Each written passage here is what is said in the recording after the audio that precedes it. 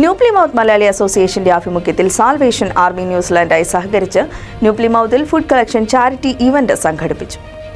റംസാൻ നോമ്പിന്റെയും 50 നോമ്പിന്റെയും വിഷുവിന്റെയും അവസരത്തിൽ new Plymouth Malayali അസോസിയേഷന്റെ ആഭിമുഖ്യത്തിൽ സാൽവേഷൻ ആർമി ന്യൂസിലൻഡായി സഹകരിച്ച് food collection charity event 2025 March 27 മുതൽ ഏപ്രിൽ 4 വരെ സംഘടിപ്പിച്ചു. മാർച്ച് 27-ന് രാവിലെ 10 മണിക്ക് ജിജോ കുഞ്ചാക്കോയുടെ വസതിയിൽ വെച്ച് നടന്ന ചാരിറ്റി ഫുഡ് കളക്ഷന്റെ ഉദ്ഘാടനം കമ്മ്യൂണിറ്റി അംഗവും സജീവ സ്പോൺസറുമായ ജിജോ ജോൺ നടത്തി.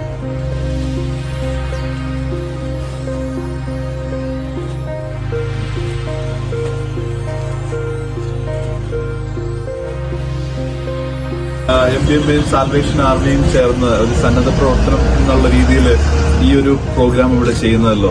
ഒരു 1 വീക്കായിട്ട് നിൽക്കുന്ന ഒരു പ്രോഗ്രാമാണ്. അതിന് നമ്മുടെ MBMA കമ്മ്യൂണിറ്റിയിലുള്ള എല്ലാ മലയാളികളും ഇതിന് സഹായിക്കണം. ഇത് വളരെ പാവപ്പെട്ട ആളുകൾക്കൊക്കെ പോകേണ്ട ഇതാണ്. അപ്പോൾ വളരെയധികം ഐറ്റംസ് ഒക്കെ ഇവിടെ എത്തിയിട്ടുണ്ട്.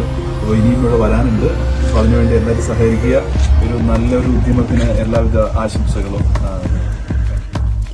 ഒരാഴ്ചയോളം നീണ്ടുനിന്ന പരിപാടിയിൽ മലയാളി കമ്മ്യൂണിറ്റിയിൽ നിന്നും കൂടാതെ കിവി കമ്മ്യൂണിറ്റിയിൽ നിന്നും വളരെ മികച്ച സഹകരണമാണ് ലഭിച്ചത്. ഏപ്രിൽ 4-ന് വൈകുന്നേരം 5 മണിയോടെ കളക്ഷൻ പൂർത്തീകരിക്കുകയും പിന്നീട് ലഭിച്ച ഭക്ഷണ സാധനങ്ങളെല്ലാം തരംതിരിക്കുകയും ചൊവ്വാഴ്ച രാവിലെ 10 മണിക്ക് സാൽവേഷൻ ആർമിക്ക് New Plymouth Malayali association president Manoj ചാക്കോയുടെ നേതൃത്വത്തിൽ കമ്മ്യൂണിറ്റി അംഗങ്ങൾ കൈമാറുകയുമുണ്ടായി. ന്യൂ പ്ലിമൗത്ത് മലയാളി അസോസിയേഷൻ ഭാരവാഹികളായ സോണിയ ജോൺ, ബിജു ചാക്കോ, ബിനീഷ് ചാക്കോ, ജോഷ്നി ജോസഫ്, അരവിന്ദ് സദാനന്ദൻ, ജിയോ കുഞ്ചാക്കോ, ജോവാൻ, ആൻമേരി ദിലീപ് തുടങ്ങിയവർ നേതൃത്വം നൽകി.